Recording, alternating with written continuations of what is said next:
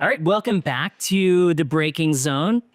Summer break is over. We just watched the race in Spielberg, the prettiest, most boring racetrack in probably the absolute prettiest setting imaginable.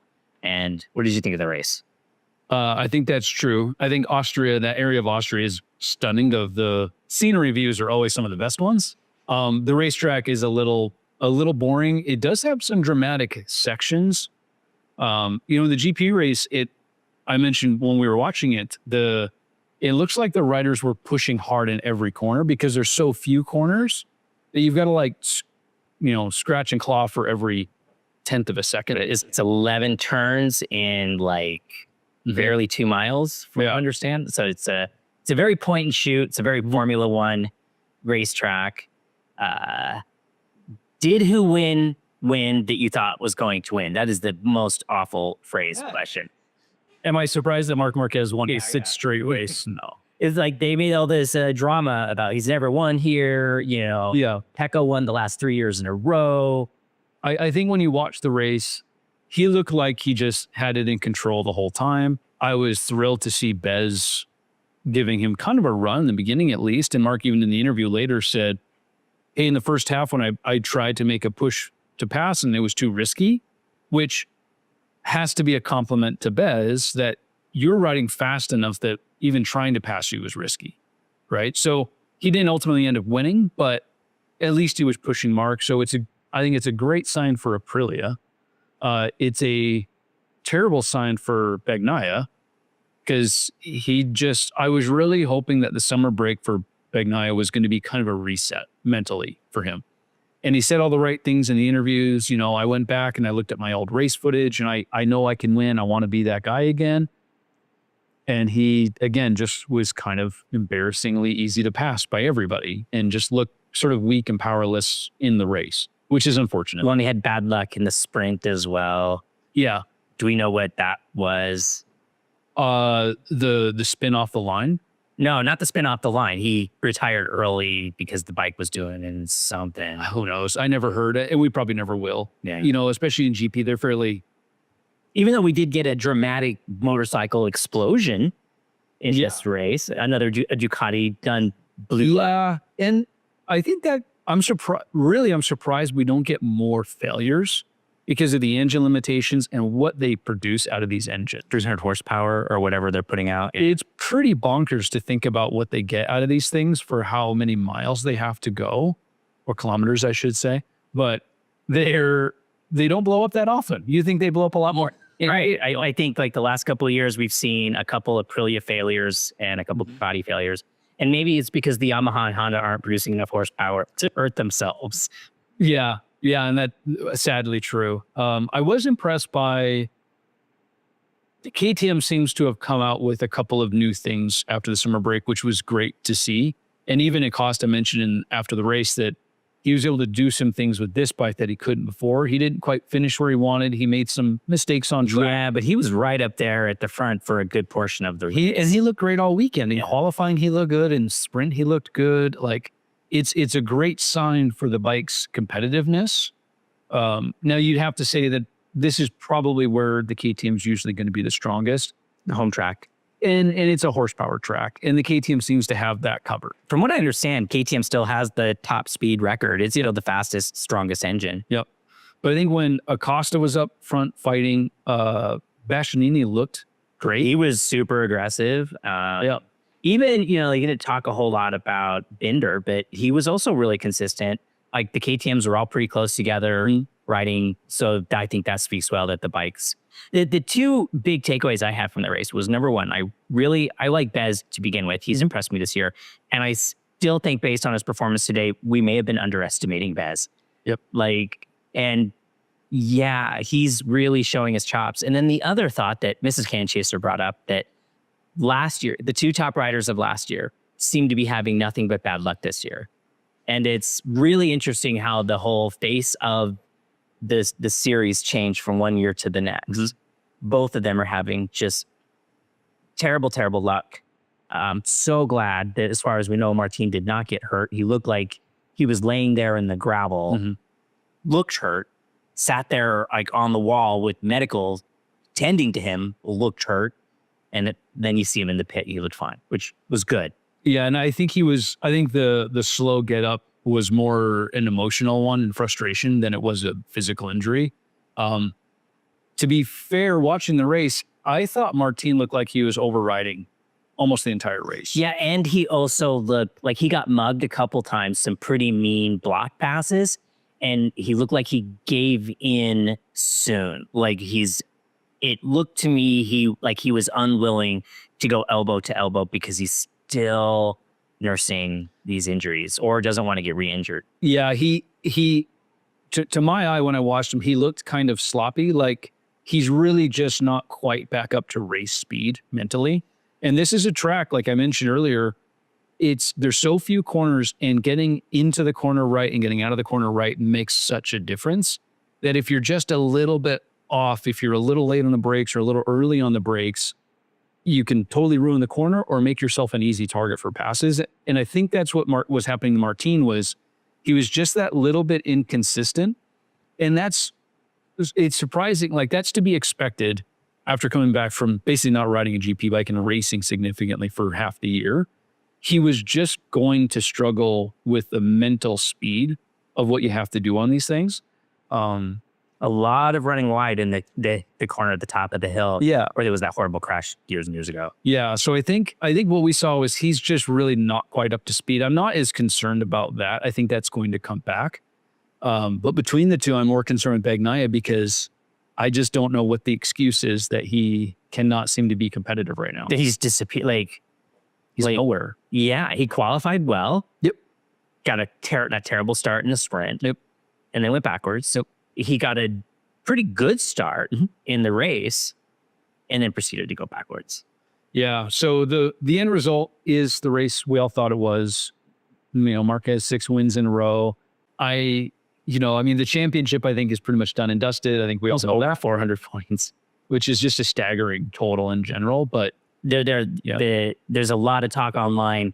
How many more races before he has the championship locked down? We have 10 races left. Mm-hmm.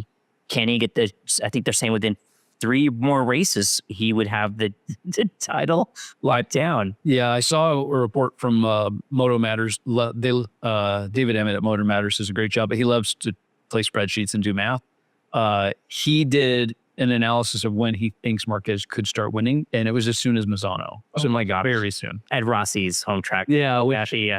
Oh, speaking of Rossi, did you watch the pregame show? I always watch the pregame show, and there was Stoner was there, and Stoner and Rossi had a nice little moment. They embraced and they talked they were sitting there chatting for quite a while, and they had a fairly contentious battle. And I don't know if there's still bad blood there, but at least in front of the cameras, they had a nice little chat.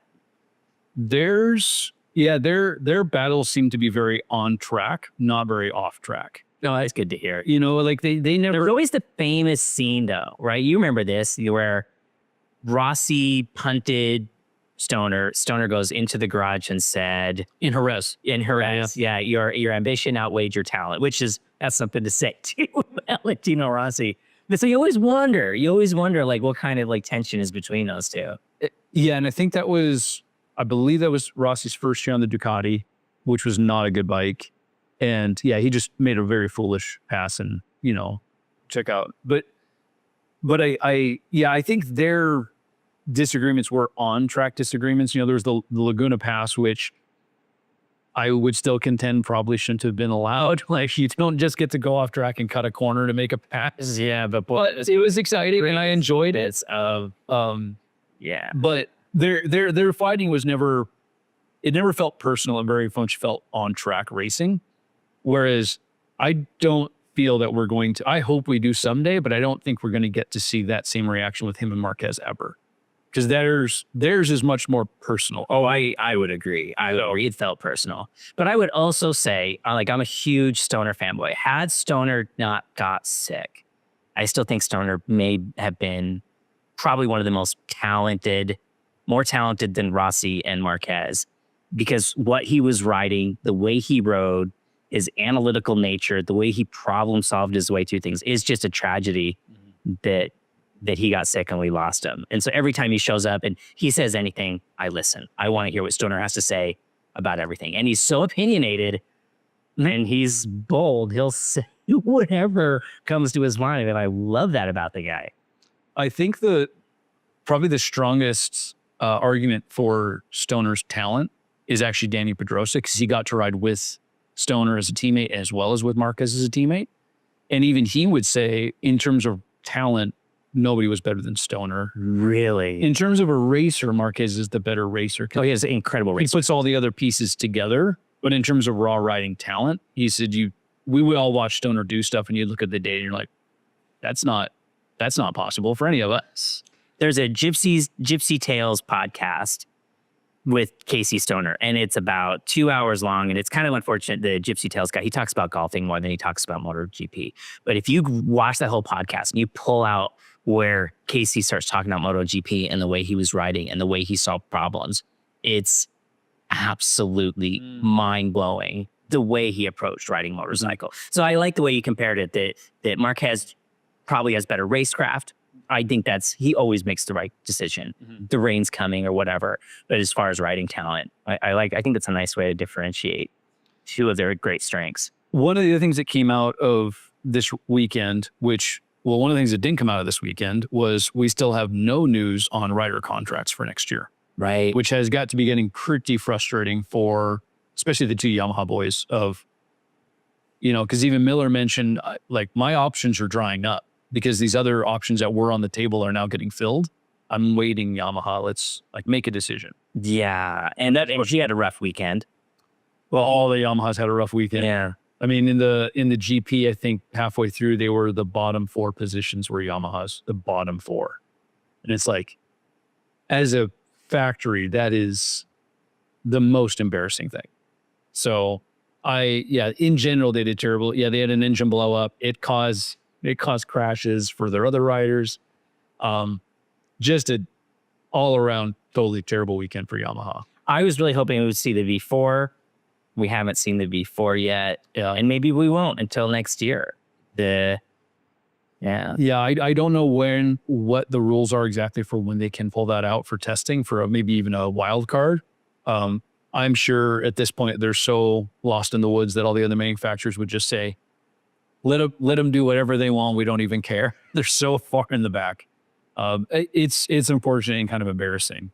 But one of the things that did come out of this weekend was a slight ECU update. Yeah, I was going to talk to you about this. I'm not sure I understand what exactly changed. They turned on a new feature in the ECU. I don't understand what it does. So all of the MotoGP bikes run a spec ECU. Now, they all have different engines, obviously, but they all run a spec ECU, so they get access to the same software, the same controls. Now, they have to set it up for themselves, but it's the spec ECU. They turned on a new feature in the spec ECU for this weekend for stability control. Now, a lot of the teams have been testing it prior, so it wasn't just a brand new feature. In theory, they should have had enough time to plan for it and figure out how to use it. The question, though, is what the heck is stability control, right? So the MotoGP bikes have traction control already. And what traction control is doing is it's measuring the speed of the two wheels and looking at the difference in speed. And if it sees that the rear is spinning at a higher rate than the front or significantly higher, it starts backing off torque to stop the spin. So traction control reduces torque based on wheel spin. Stability control, it also reduces torque. That's all it can do, is reduce torque to the rear wheel. It does it based on slide motion or yaw motion. So if you think about the bike, it has an IMU, inertial measurement unit. It's looking at how the bike is moving in space. So when it senses that the bike is leaned over and rather than tracking through a corner, it's sliding, either the rear sliding or both wheels are sliding to some extent through a corner, it measures that yaw motion. And now stability control can also reduce torque when it senses that as the input. The reason they did this is, the argument is a safety reason. So there are times when riders create sort of catastrophic high sides that aren't just driven by rear wheel spin. It's by a huge slide that then suddenly grips and launches the rider. So the argument for stability control is a safety one. The argument against it is the argument against any electronic rider aids is that it takes a little more control out of the rider's hands. And this one in particular, the argument is that it's probably benefiting some manufacturers more than others. Which manufacturers would it benefit more? My understanding from what I've read, and you're kind of reading the between the lines with this stuff, it seems like this really is intended to help Aprilia and Yamaha mostly. Which would make sense. Those two seem to be the bikes that are the most sort of corner speed driven bikes. Yeah. So they're probably the most susceptible to slides like this. So in theory, or the argument anyway, is that, hey, you're trying to like tweak the rules to bring one of the other manufacturers closer to Ducati specifically. So that's kind of the argument against stability control. All right. So let's talk about stability control a little bit more, because ABS is not allowed in racing. And I'm a little surprised as to why, right? Because they do things like stability control because they say, well, this enhances safety. We've done a lot of things like for safety. But ABS is turned off. So and the stability control, how effective can it be where it doesn't get to use any type of ABS under a braking event? And why, like, let's talk about ABS on race bikes, because on a street bike, I absolutely love having it on a street bike. I really love having the IMU lean sensitive ABS on a street bike. Now, and I still ride in such a way that ABS will never, ever turn on, but I sure like that it's there. Yep. So what's the difference between racing and a street rider as far as this ABS thing?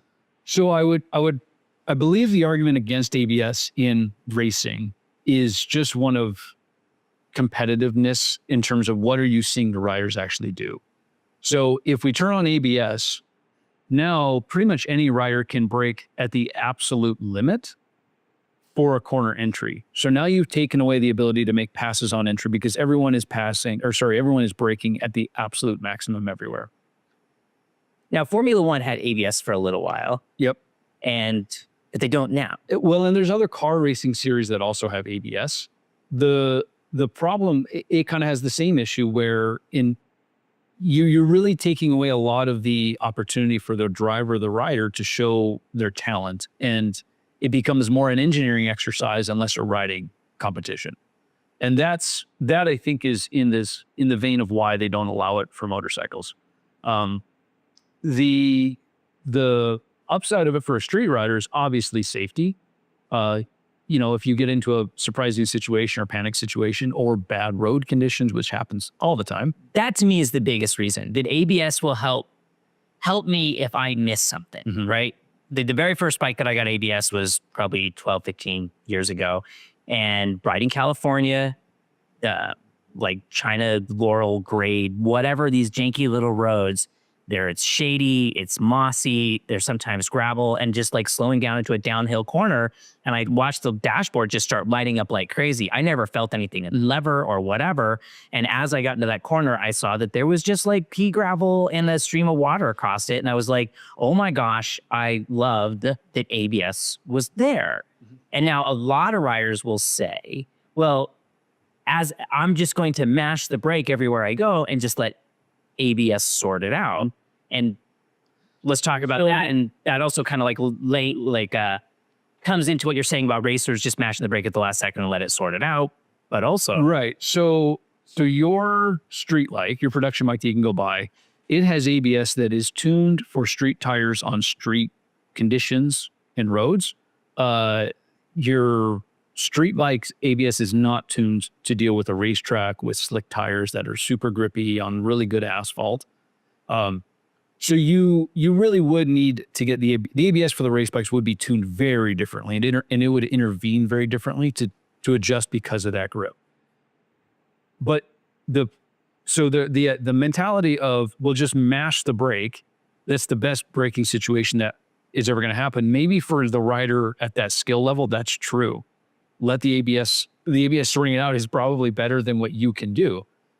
The trade-off of that is if that's your mindset and that's the way you're going to go about riding, you're never going to develop much feel or skill for using the brakes.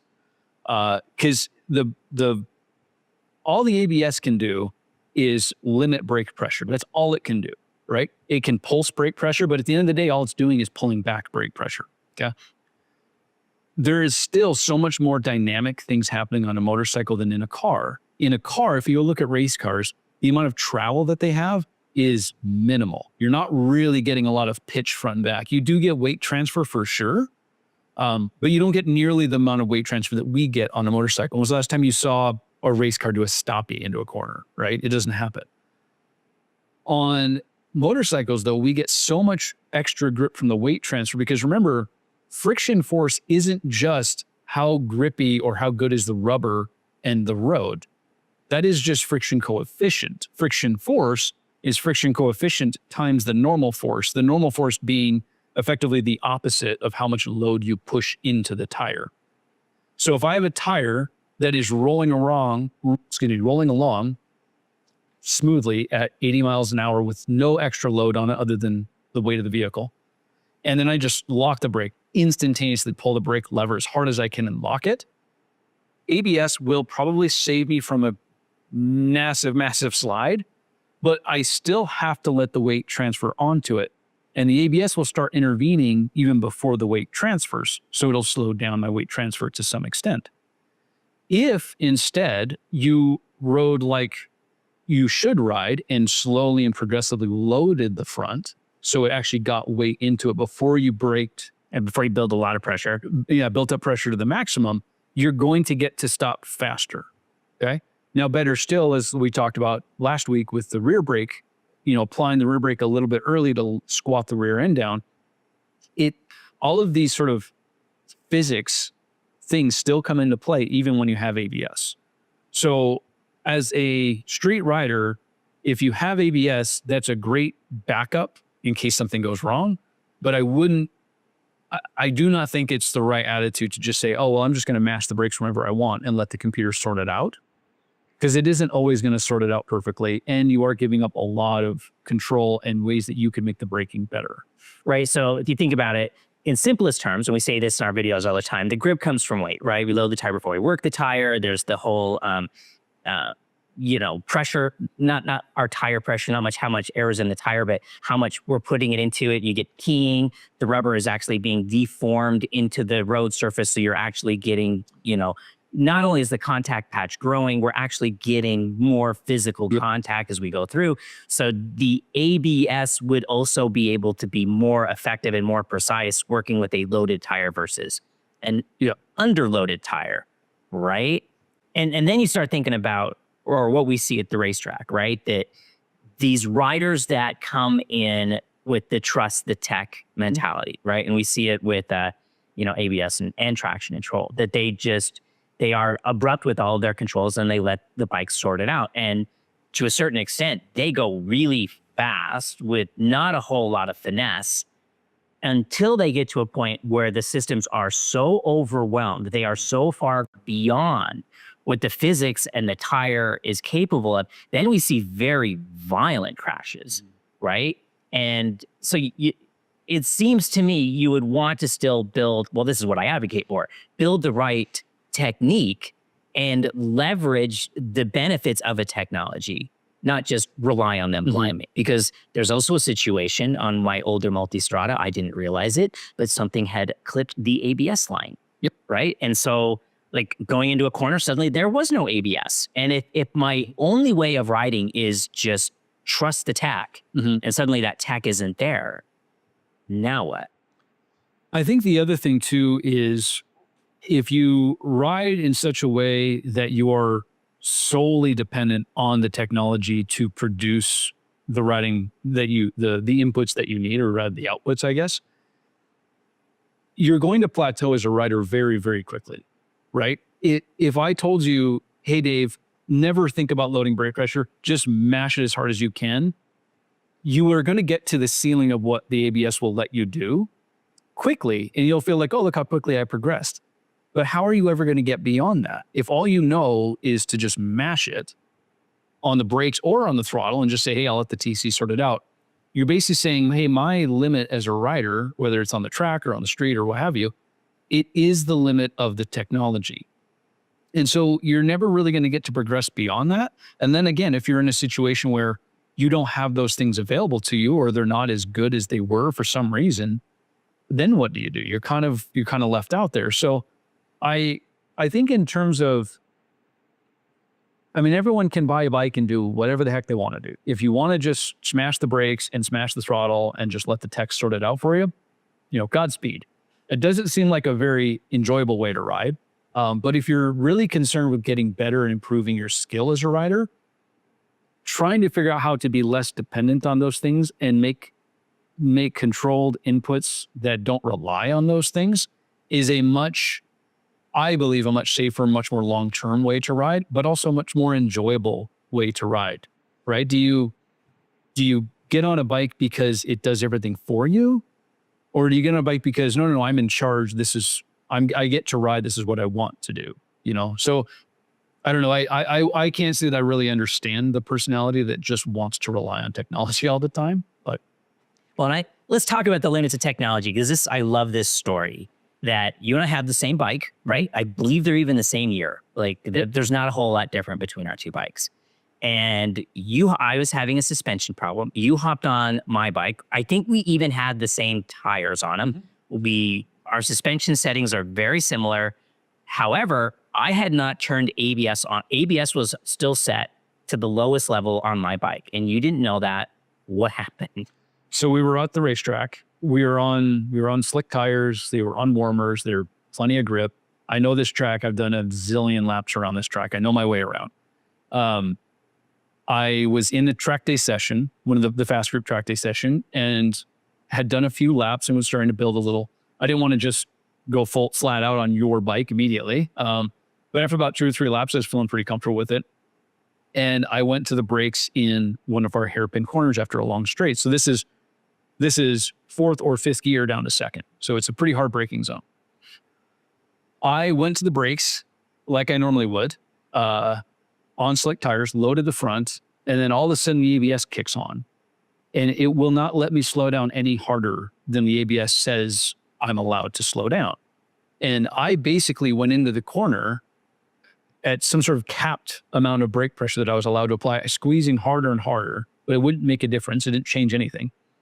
And careened off into, I missed the apex entirely. I didn't go into the dirt, but I definitely missed the corner and went onto the little paved apron because the ABS basically said, hey, nope, you're at the limit. You're going to start locking the front. You're going to crash. I was nowhere near the actual limit of those tires or that track in those conditions. But that's a perfect example of that ABS really was not tuned to deal with what kind of grip was available at the track. And I definitely was not ready for it to engage and take that brake pressure away from me. Well, and we've probably all been in situations in a car or on a motorcycle where you're in gravel and you go to the brakes, ABS kicks on really early. Mm-hmm. And this is a true story. This happened to a friend of mine. I watched it happen. Mm-hmm. We were all pulled over in this little gravel thing and he pulled in to stop and he wasn't going that quick, but the ABS was like, nope, nope, nope. And the ABS basically intervened and it was a pull out with a drop off. Yep. And he bailed off. The bike would not stop. He had to jump off the bike. The bike went off the edge and he sat there and we had to drag his bike up out of the ditch. Because ABS, again, it was too intrusive. Yep. And so I love ABS. And we should talk about the lean sensitive ABS because I'm not as familiar with that because I still try to ride without it. But there are situations where the technology isn't necessarily going to be in your best interest and you should know how to operate a motorcycle properly. Yep. Not rely solely. And I think the biggest thing with all of these technologies is you have to have a really solid understanding of what they actually do or can do, right?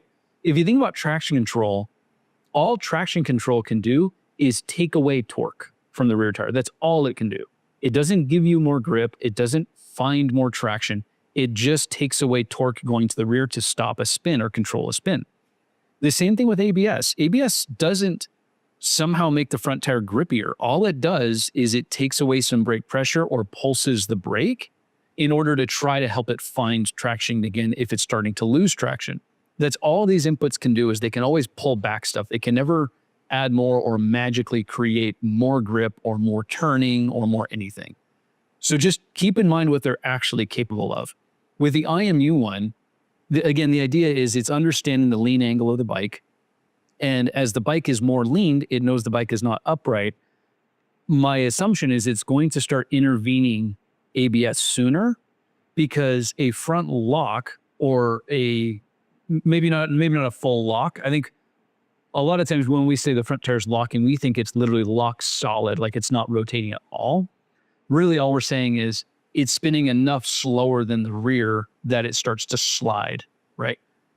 On a leaning, when you're leaned, the IMU knows that, and it's going to start intervening sooner with the pulsing of the brake or pulling out pressure, because it knows, hey, a little bit of a lock here is a much bigger deal than if he's upright or rider's upright, because it's going to immediately start pushing the front and understeering and possibly tuck the front tire. The same issue happens on the race bike. I had to have the ECU retuned slightly, because the IMU would do the same thing with traction control, basically. It would say, hey, you're at 45 degrees, not 0. I'm not going to give you as much torque as you're asking for. And as I bring it back up from 45 to 40 and so forth, in theory, it should give me more torque as I come back to upright. The problem is it would do that almost incrementally or not smoothly. So I would be leaned in a corner asking for 60% torque, let's say. And it's like, no, you get 30 right here. But I know the bike could handle 40. So I ask for a little more and ask for a little more, and I still don't get more until I finally start taking away lean angle. So you get to like the next 10-degree increment. And then I get to another increment and it goes, oh, you can handle more. And now it reads the input I'm giving it again. We would refer to this now in terms of computers. This is your torque request. This is not your throttle, right? I'm requesting more torque. But all of a sudden I would get a little bit less lean angle, and then it would say, oh, you can have more power. And it would suddenly give me more power, to the point where I would be kind of violently lifting the front wheel, leaned over, coming out of corners. It was safer for me in that scenario to get the ECU retuned to have much less intervention on the TC and let me just sort it out and handle it. So that's the... Now on a street bike, would I want more intervention? Almost certainly, right? I don't have the same grip and conditions, but that's just an example of like the difference between these types of systems in those applications. Well, when we think about it, we see this at the track all the time. Kid goes out on ice cold tires and he just like whacks the throttle and he high sides and he comes in, he goes, I don't understand, I had traction control turned on, right? And again, it's not going to see a lateral slide. It sees the rotation of the wheel. Mm-hmm. If you're drifting it, unless you have a more advanced IMU apparently, and IMUs are relatively new on motorcycles, and I think they're only going to be improving from here.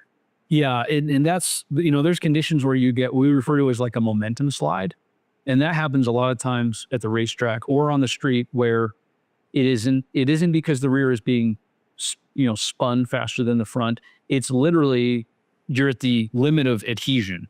The tires are just not gripping anymore and they start to slide. And at that point, there is no intervention to do, right? I can't magically stop the thing. I can give it less torque, but if you're off throttle anyway, you aren't asking for torque. So like there are conditions where understanding the physics and what the tires are capable of and your skill still does make the difference, and the computer can't save you. So yeah, because I guess on one side, and this is really one thing I love about how motorcycles have improved, is for the majority of riders, the tire is more capable than we realize. Mm-hmm. We talked last week about, more front tire slides are caused from being underloaded, not overloaded. There's so many situations where, just like turn your head and lean more. Right. It'll probably be just fine.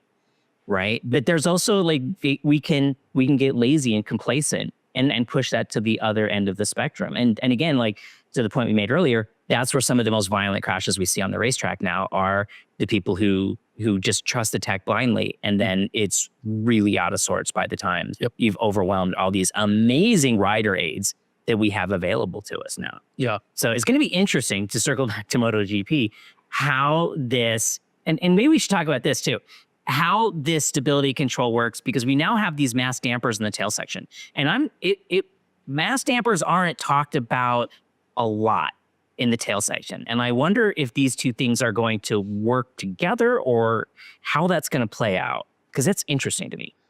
So my understanding of the mass damper is it is intended to... Should we explain what a mass damper is really quickly? Sure. For those who may not know. Yeah. So in its simplest terms, if you take a mass of some kind and you put it between springs or some sort of suspended contraption, and these get really wild sometimes, the designs they come up with.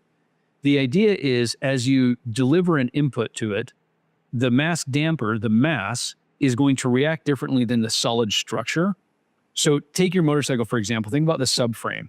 If I all of a sudden get a hit or an oscillation, the subframe is going to react quickly based on just what the suspension and tire can absorb. The frame's going to take the rest of it.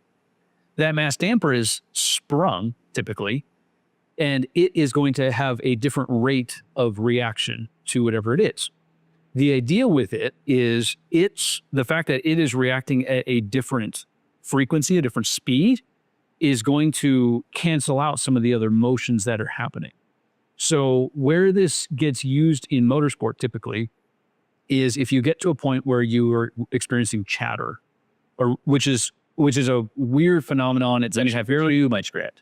and it's very difficult to describe how it comes about sometimes and what causes it. But in simple terms, imagine your rear tire has so much grip that it isn't able to just spin smoothly, right? We picture tires like dirt track riders or flat track riders, where once it breaks traction, it's just this nice, gentle glide smooth through the corner.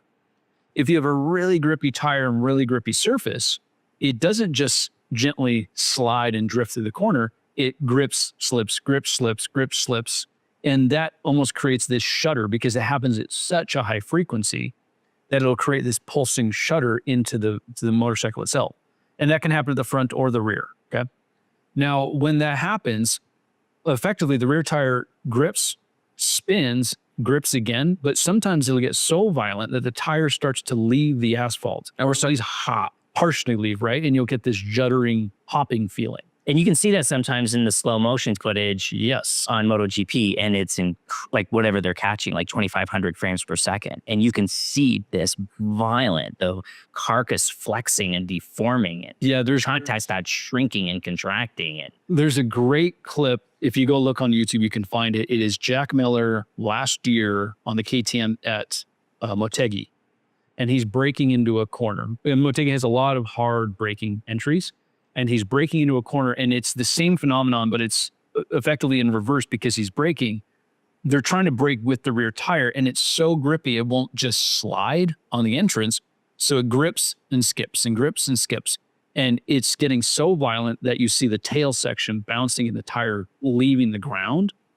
It's always amazing when they do those super slow-mos because you watch the carbon fiber flexing on the bodywork. That's how violent these can be. And that's where the mass damper comes in, right? And mass dampers, from what I understand, they were originally put in skyscrapers to counteract the swaying. They still are. And that's and so now we're taking it to this small little thing in the tail section of, like, the Ducati has it, KTM has it now, or do they not? They were playing with it. Honda has it. They'll never tell you. They'll never tell you. They'll never tell you. You can assume that they have it if you look at the tail section and it seems shockingly large. Yeah, like the Ducati obviously has a mass damper. They developed it. They brought it to MotoGP. We know it's in the Ducati. Correct. Yeah. Now, where this comes from is we're going to get a little nerdy here for a second. Every single thing, this chair, this table, your watch, everything has a natural frequency, which means it's the frequency in which it wants to vibrate at, right? Now, there's different modes of frequencies, so there's actually multiple, but you have these natural frequencies. If you give something an input at a similar frequency or the same one, rather than the amplitude of the motion damping out over time and calming down, it sometimes accelerates and gets worse and worse and worse, okay? So that's what these natural frequencies are. When people are designing a car, right, the engineers are measuring and trying to understand what are the natural frequencies of different components, but also of the assemblies. And how do we make sure that those do not line up with a frequency input from the tires or from the engine or transmission or what have you. Because if they line up, you wind up with really miserable conditions for the drivers and the people inside the vehicle.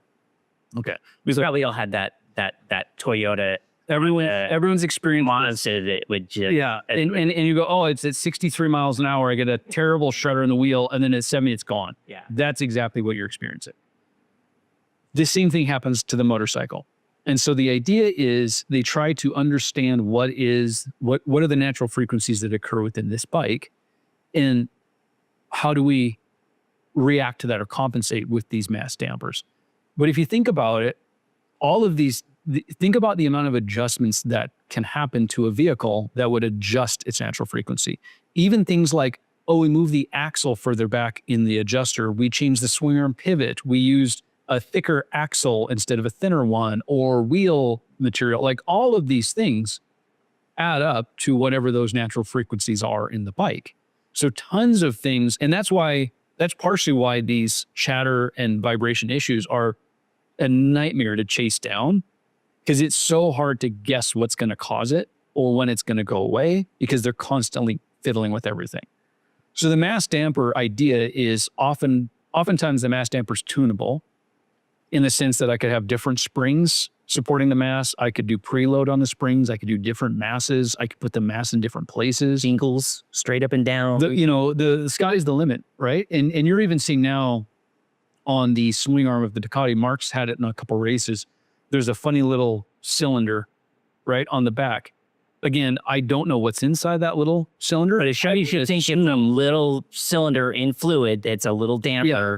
I would assume it's a little mass damper on the edge of the swing arm. It could be a sensor for all I know, but that's what I assume it is. But that's the idea with these mass dampers, is to try to tamp out whatever the weird vibration is, right? So I did a video on this winter. If you haven't watched it, go look at it. The thumbnail is an airplane and a motorcycle. And the argument is that it's easier to, the joke of the thumbnail was that it's easier to fly an airplane than it is to ride a motorcycle, because if I remember the numbers, I think an airplane has 8 degrees of freedom in movement and a motorcycle has 11, right? Because we have swing arms moving and we have there's a hinge in the middle of our vehicle that we have to think about as well. Like all these things, and the flex and the compression of the tires, that the physics of a motorcycle is extraordinarily complicated. The airplanes are easy by comparison when you look at how they move through time and space. And IMUs, ironically and interestingly, came from airplane technology, right? And that's why we're getting, again, all these incredible advancements to our humble little motorcycle, which is a bicycle with an engine, and yet it is so complicated. Yeah. Right? Yeah, and they talk about that's why, like, if you're going to go take your street bike apart, you ran into this. If the IMU sits in a certain spot, in a certain orientation, it 100% cannot be relocated, right? Should not be relocated without some fairly dire consequences. Yeah, it was like building it into a track bike there, where the IMU sits, and it sits at a very specific angle at a very specific location in the motorcycle. I'm like, if I could just shim it over a half an inch, it would make room for whatever the thing I was doing. Yep. I was like, I can't do that. Nope. I absolutely can't do that. I have to compromise this other thing because that IMU has to be exactly where that IMU is. I want to go back to the vibration part for a second. I just remember one of my favorite stories about these vibrations. So years ago in Moto2, they used to run Honda CBR 600 engines. Yep. So Honda was the supplier, and they sent these spec ones.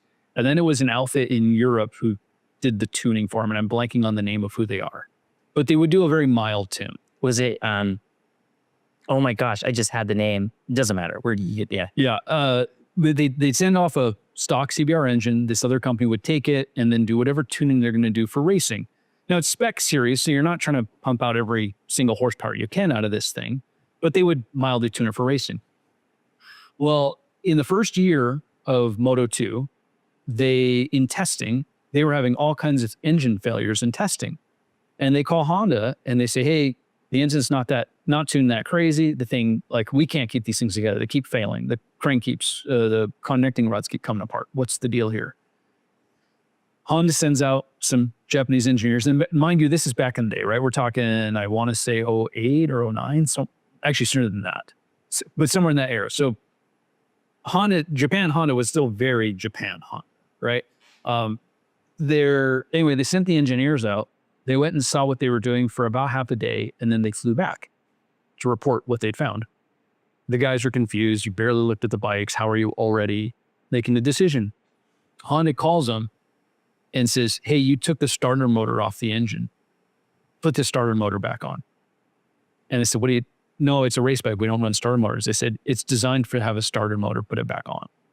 And they found out that without that starter motor, which is engaged with the flywheel, is counteracting some frequency just right, that a Honda engine is a Honda engine and will run forever. And if you took it off and tried to tune it, the thing would come apart. Wow. So it was a race bike with a starter button. How nice was that? Well, I don't actually know if they kept the starter button, but they had to keep the mass on. Well, that's so silly. Like, why not just use the button if you got the thing? Come on. Race bikes. But anyway, one of my favorite rules, we got to tape the headlights because because 50 years ago they were glass and they shattered. Right? Like we just stick to tradition. Yeah. One of my favorite stories about dealing with vibration is that one. So that's an incredible story. Yeah. The other thing I want to talk about is this weekend they announced MotoGP now has a Harley-Davidson Bagger World Cup starting next year. So Harley-Davidson is I went and checked this because I was concerned that it was like a spec series, but it's going to mimic the King of Baggers series that's in Moto America very closely. So it'll be Harleys and Indians, I believe. They are going to race in conjunction with the MotoGP weekend at COTA, and then I think 5 or 6 European rounds. So it's really just Europe and then America and Austin.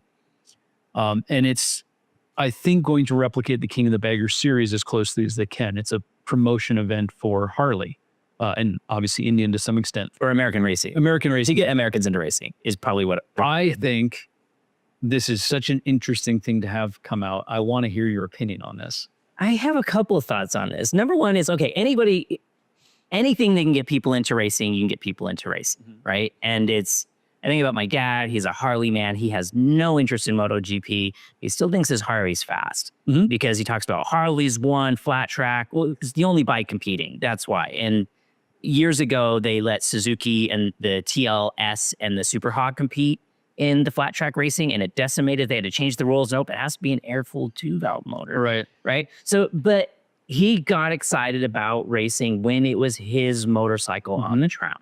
And I think that's cool, right? Like it's no different than the build train race. You got the little Royal Enfields that are out there running around. I think that's fantastic. They're these janky little, air-cooled, I shouldn't call them janky. They are simple. They are old school motorcycles. You were struggling. I was trying to find, I like them. I'm not trying to say anything mean about them. It's just that there's nothing really modern about them other than they still make them. And I think it's really cool because I love, seeing my motorcycle on the tracks to the point that I will not buy a motorcycle that does not race MotoGP. So sorry, Suzuki and Kawasaki or BMW. I'm not going to buy a product that doesn't race MotoGP. BMW. I love seeing, racing. It's just such a big part of me. But the bagger class, I have one really big issue with the bagger class. So how they have to have, the saddlebags have to be functioning, right? It's fine. But what bothers me is I really think they need to have all the radios on all of them, and they all need to be playing the same song. So you get a soundtrack, because nobody who rides a bagger ever doesn't have their Steppenwolf blaring out of those tinny speakers. And it really irritates me that they're not doing that in racing, because I think it just takes a huge chunk out of the appeal of the sport. There should be blaring music. I like this. There should be blaring music out of the speakers, right? Really, really give everyone that bagger experience. Yeah, totally. It's got to be like Born to Be Wild. It's got to be like that really typical. We got to lean in. And I think all of their leathers should look like they're wearing a leather vest with a patch on the back.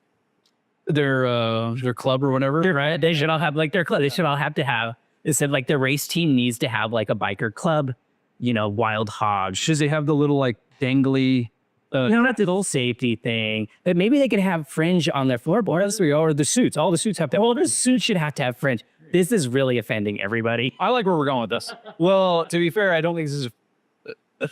So I thought about this bagger thing a bit because even when Moto America first was going to do a bagger race, if you're a racing fan, it is hard not to roll your eyes at just the sheer idea. Until you watch it.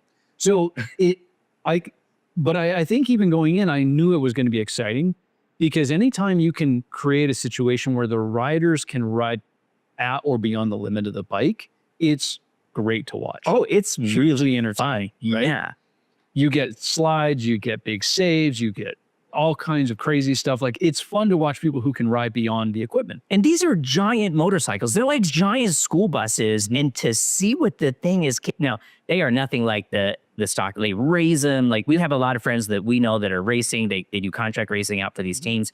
How much money they put into these things to make them, they're way off the ground. Like the ground clearance. Yeah, the ground clearance and all the things they're doing to them to try to stabilize the swing arm, because it's a touring bike. It's not made for this good thing. But it's really, really incredible, like what we've learned about how these things are put together and how they're racing them. It's really exciting. Where I've kind of come around to it, and I'm still, I would say I'd still rather watch a MotoGP. Or I would definitely rather watch somebody, but I'm taking it you're not that excited but about that's who I am. And I was into this stuff before there was baggers. So I think, to your point, the baggers are not for the current racing fans. They're for the guys who we can't seem to convince to watch racing and think and get some excitement out of it. It's for a different audience, right? The other part about it is you think, well, why not watch something that is much more purposeful for racing to watch it go racing? And then I thought more about that. And if I go look at the car side, NASCAR. well, yes, to some extent, right? If I think about cars and I say, well, what's the most purpose-built race car? Well, it's Formula cars, Formula One or Formula style cars. But that's not what I can go buy. It's not what you can go buy. And so now there are GT races, which are based on cars we can go buy.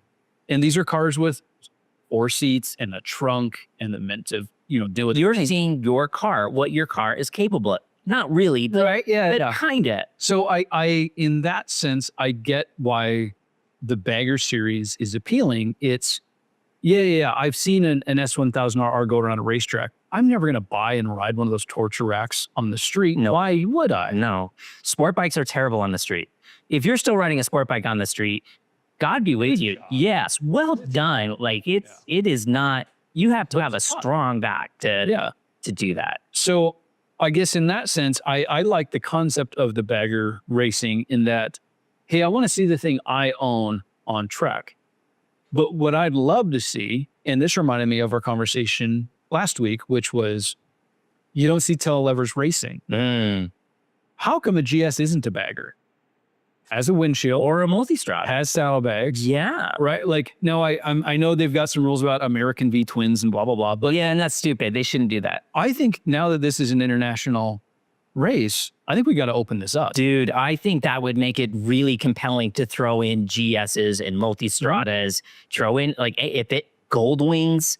Yeah. Right? Like, that could be. No, put some limits on them to make the racing a battle. Yeah, well, and like for the first couple of years, like no one's going to know what's going on. You're going to who's going to be competitive and who's not. But if Top Rack is going to go to a one-off BMW race in the bagger series on a GS, I'm tuning in. Heck yeah. Are you like, love to see that. Marquez on a Goldwing? Oh my God. Well, he would be on a multistrada. He's a Ducati. Well, now he would. That's true. That's true. Now he would.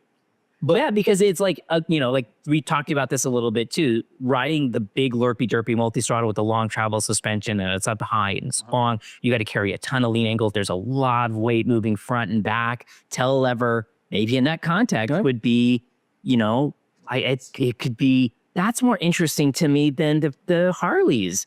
Before the show, we were talking about this and I said, well, let's talk about the bagger thing. And Dave was like, okay. I think the bagger thing is going to be fast if they'll open it up and not make it a Harley Indian thing, which is entertaining. It's also a Yano thing. You're also like you're cutting a lot of people out. Other than it would be a multistrada or a BMW XR, obviously, would decimate the field. I don't think those are.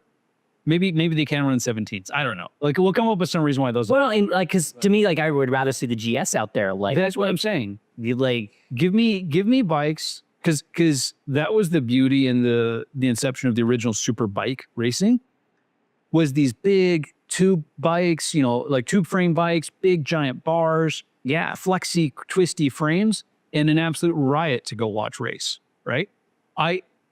This in some ways is going back to that idea of let's go grab the thing that you buy that is not meant to go racing and let's go race it and see what happens.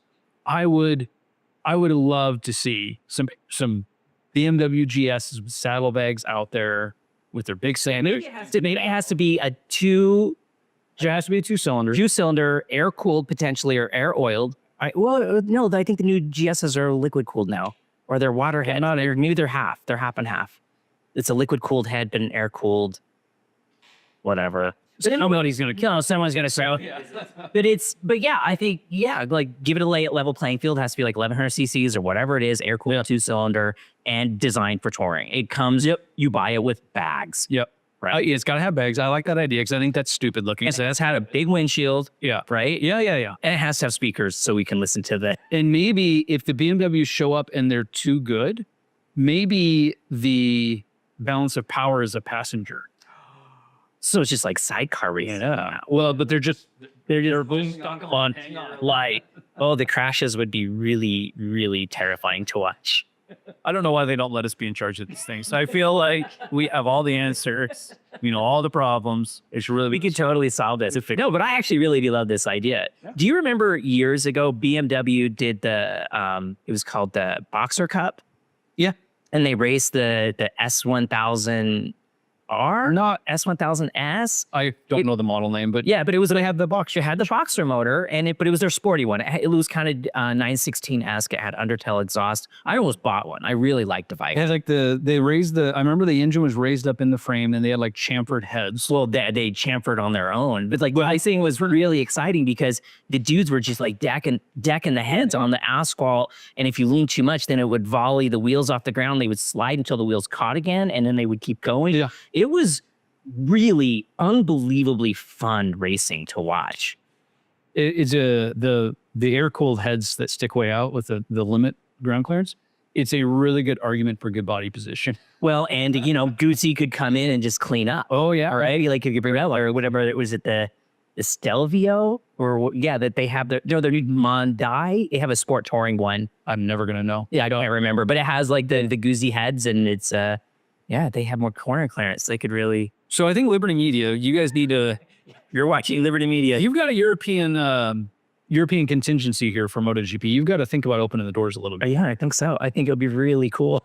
I do. I also love the idea of American company Liberty Media buying MotoGP, and then the very first thing that they announce is like, baggers. Yeah, we're bringing here for the vet. We're bringing the American motorcycles back. But if it brings more Americans into watching racing, I am 100% for it. And I love seeing my motorcycle on the racetrack. I think for a lot of people, and let us know in the comments, they honestly prefer World Superbike because it is closer to their motorcycle in their garage. Well, even like they had to do the sticky headlights for a while. Are they still doing that? You have to have the headlights on. I think they do. Yeah. I haven't paid. I feel like those at first were so silly because they all look like cartoons. Yeah. But now I think they're on there still, and I don't even think about them anymore. Right. I still think they're kind of silly. Yeah. Like but I get where they're going, right? Yeah. They want, it's got to look like, it's like my motorcycle. Totally.